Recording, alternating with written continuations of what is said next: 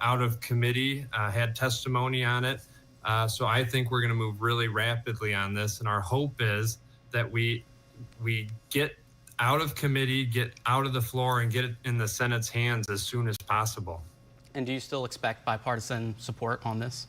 Absolutely, we do. I mean, we had a great call last week with a lot of legislators from all over the state. They got to speak with our emergency managers all over northern Michigan and hear firsthand the issues we're facing up here. They see the worries, they see the damage we've faced, and they're ready to help. So I do think it's going to be a bipartisan support across the whole board. And with this damage, let's talk long term a little bit. Does the infrastructure need improvement moving forward? I know this was, being called once in a century, but still, it happened. Does there need to be better infrastructure moving forward? We'd love to see underground, lines, but right now we're focused getting power to people, getting funding to people, and helping our townships, our local units of government recover from this. I've spoken with many of them, and they're out of money. They can't do anything with these trees that are in the road, in these tree debris drop sites. So we really need to focus on getting through this stage. But I think the economic impact long term is going to be really not good. You look at the summer, and with all of this tree debris on our forest floors and in our trails and our state parks, it's going to take a long time to clean that up, and we just need to try and move as fast as possible, and that's why we're pushing this so hard at the state level. Absolutely. My last, kind of big question for you is, what's your message to northern Michigan during this time? Well, from the state and the House of Representatives, we hear you loud and clear. You need help, and we're answering that call. That's why I have my bill, which is a $75 million plan, but it's really a $300 million plan to get us back on our feet and get our economy moving forward again. People were without power for weeks on end. I myself was without power for a week. I mean, this really had a long-term impact and can't be overstated. So we're moving fast on this. We hear you loud and clear, northern Michigan, and we're going to keep fighting to ensure you guys get the help you need. Representative Parker Fairbairn, thank you for joining us and taking some time out of your Friday to kind of talk about this. Thank you. Happy Easter. Yeah, you as well. Moving on to another story this evening. Loved ones that you have lost can leave behind a lot of memories of the past, but in some cases they also leave in place a legacy moving forward. That's the case for a group of women in Traverse City, touched by the deaths of those they love to a substance use disorder. This week, they were able to turn that loss into a legacy that not only could help strangers on their path to recovery, but at the same time possibly prevent others from dealing with the loss that they bear. Our Mark Gillette has the story. A lot of individuals can be impacted with this. That's very powerful to us. Just about everyone would be excited to have $10,000. Still, for most people, it's not really life-changing money. But the women sitting around this table aren't most people. That is life-changing. That's for multiple people. That is giving people hope who may not have had it. It's giving people an opportunity to change their life. You see, the women here touched by substance use disorder in some way, personally, and in some cases, tragically. The hope that we've created with these dollars for so many families to potentially never have to go through what we've experienced is the most outstanding outcome that we could have hoped for. And that's why on a sunny spring day at Addiction Treatment Services, where hope happens, an oversized check for $10,000 was handed over. When we can impact so many people with those $10,000 that we've gained, that it just started to become clearer and clearer that that was the best solution for where the last amount of money should go. That's where it should go, but that's not where it came from. That 10 grand, the last of the money raised from the Color for Hope project, poster-sized coloring pages, which were sold around town for $8. 4.5 years, we raised a little over $30,000. A project that funded several substance use endeavors around town. But this was the final check to be written, a donation that will create a loving legacy of hope. Rather than one big amount going to one big thing, this is going to impact a lot of different people who are struggling and need to get to the next level of treatment or care couldn't be any better than that. The funds will be added to ATS's recently created Guardians of Hope Scholarship. The access to care can be one of the most significant hurdles. Even if you have insurance, you can be underinsured, which prohibits you to pay for the services because of high deductibles or high copays. Many times substance use disorder treatment services are not even covered. And a financial burden shouldn't be a roadblock to anyone on the path to recovery. We saw that as a barrier to care in our community. The scholarship funds can be used to help a patient get the individualized care they need to change or save their life. When it's a scholarship, it's the flexibility of how it can help people is pretty significant. ATS does as much as they can on their own to help those financially strapped, but there's only so much they can do. So when amazing women show up with a check like this from a project like that, as a person in recovery, I feel a special connection to them because they're taking the legacies of the loved ones they've lost and they're carrying it forward. $8 posters sold to raise enough money to fund a check like this. It was unintended. It was unknown that 4 or 5 years ago that we would be sitting here today with this kind of outcome. For so many at this table, loss may have been the end of a life of a loved one. But they got to work to ensure those dark days were just the beginning of a brighter legacy for so many. The most outstanding outcome that we could have hoped for. So the juncture of hope and these posters have created what we think will be, future losses that won't happen. That was Up North Live's Mark Gillette reporting. We're going to take our first break of the show, but Trevor Robideau will have your weather forecast on the other side. Stay with us. I'm Jada Johnson from Big Boys TV, and the Fish and Game Report is sponsored by Johnson's Propane.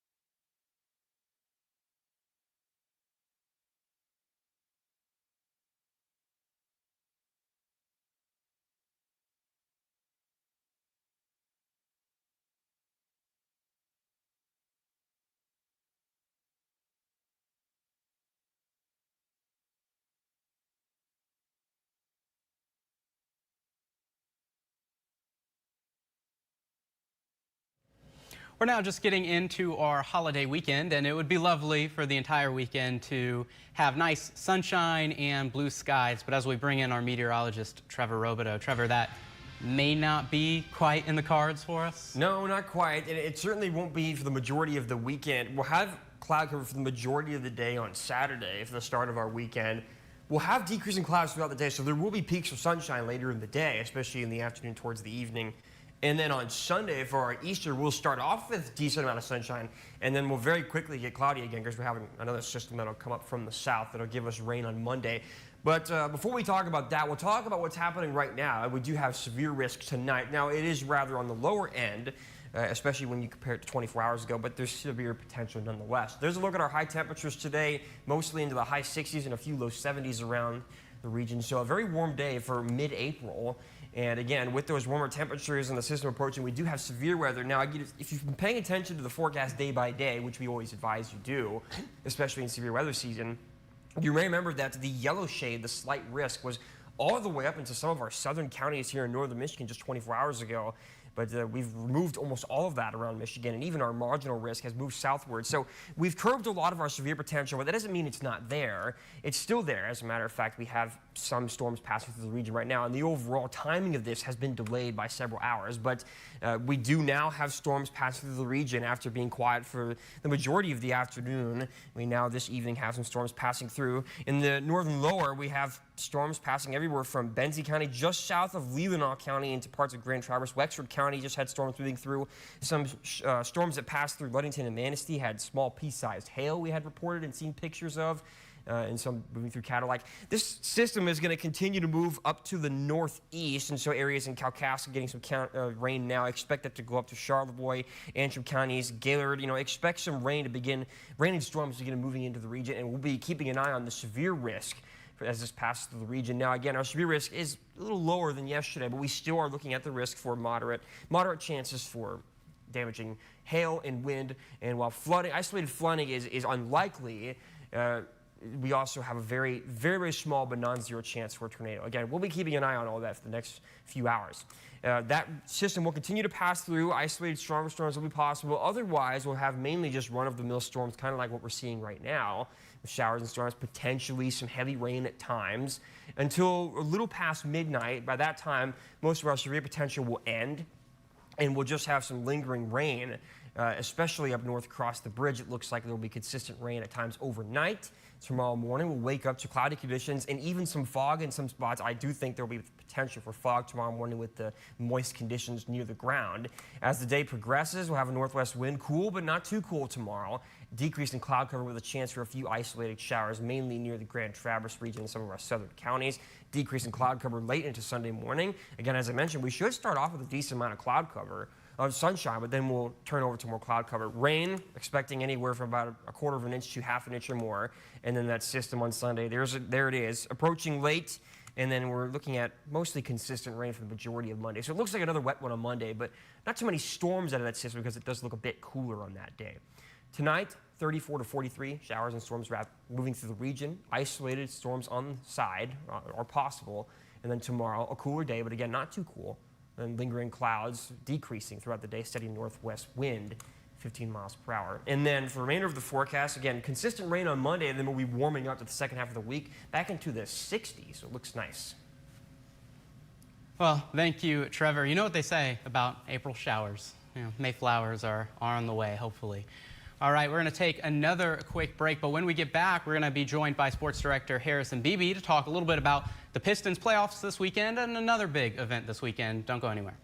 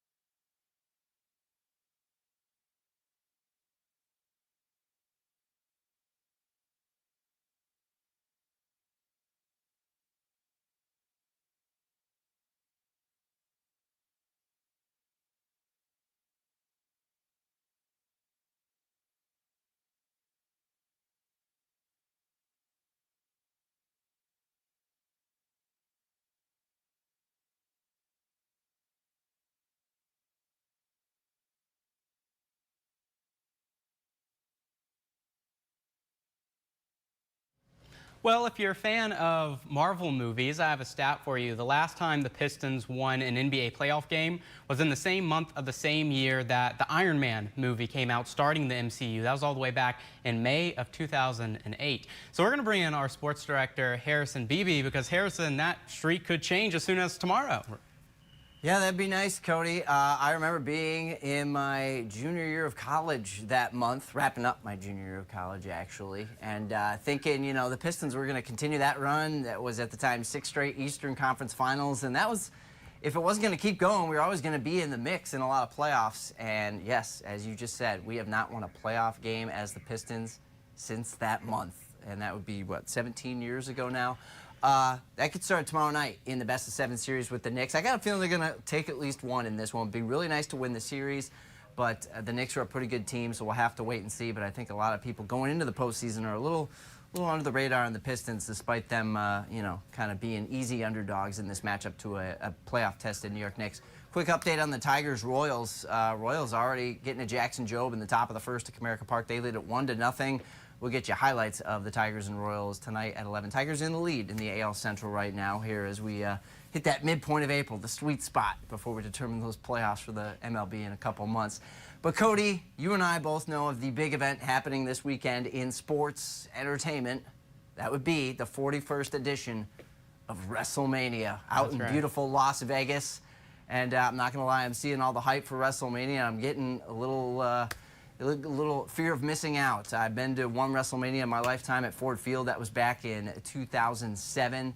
And that was a lot of fun. But here's our major matches coming up for Saturday and Sunday, 2-night WrestleMania. Who do you got, Cody, for the WWE title? Is it your boy Cody Rhodes, or is it John Cena in his final WrestleMania? Yeah, I gotta go Cody Rhodes. I like cheering for the good guys. I'm not someone who cheers for the heels. I'm gonna go Cody Rhodes after the John Cena heel turn. I can't rock with him. Historic heel turn. I saw Cena win in the main event at my WrestleMania, but I agree with you. I think this is meant for Cody Rhodes. World title, Gunther and Jey Uso. Who you got?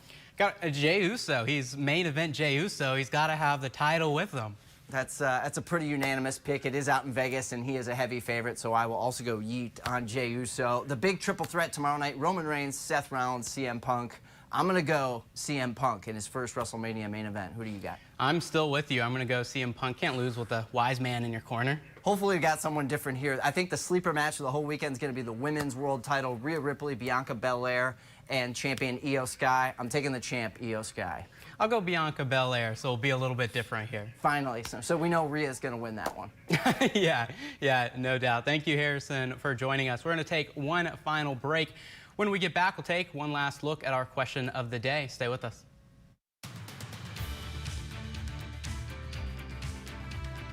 Salon services are furnished by Epiphany Advanced Academy in East Acme.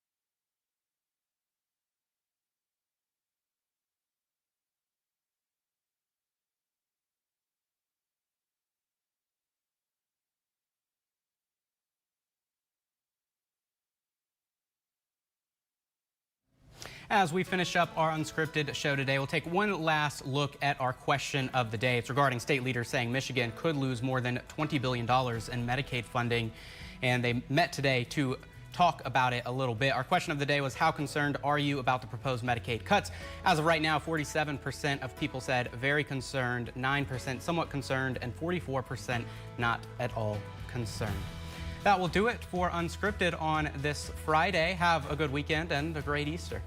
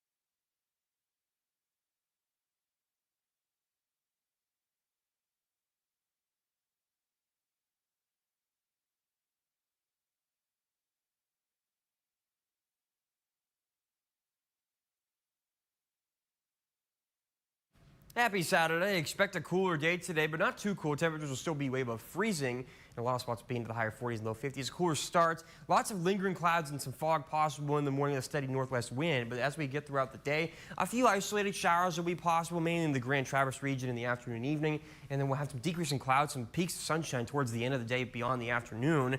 And we'll start off our Easter with a lot of sunshine tomorrow morning.